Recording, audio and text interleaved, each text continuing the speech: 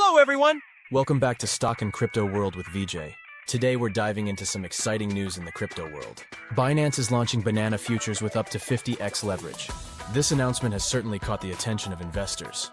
So let's break down what this means and why it matters. Cryptocurrency exchanges are constantly updating their listings, especially ahead of an anticipated bull season. High-volume exchanges like Binance and Coinbase play a crucial role in influencing market trends. Binance, in particular, has been quite active lately, recovering quickly from last November's difficulties and introducing several new listings and delistings. The latest announcement from Binance is about the launch of banana futures.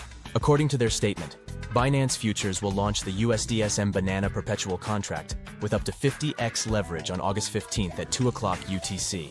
This new edition aims to expand the trading options available on Binance Futures and enhance the trading experience for users. This news has generated a lot of excitement among investors. Banana, a relatively new entrant in the market, was launched last month and quickly surged to $78. Although the price saw a pullback, it began to rise again following Binance's announcement. Currently, Banana's price has increased by 24.13% today, surpassing $46. Over the past week, despite market volatility, Banana has shown a remarkable 32% rise, much to the delight of its investors.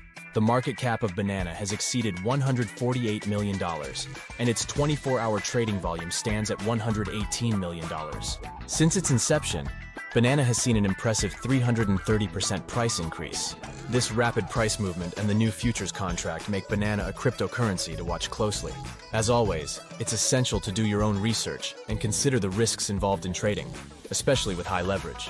That's all for today's update on banana futures. If you found this video informative, please like, share, and subscribe to stay updated with the latest in the crypto and stock markets. Remember, this is not financial advice, so always make sure to consult with a financial advisor before making any investment decisions. Thank you for watching, and I'll see you in the next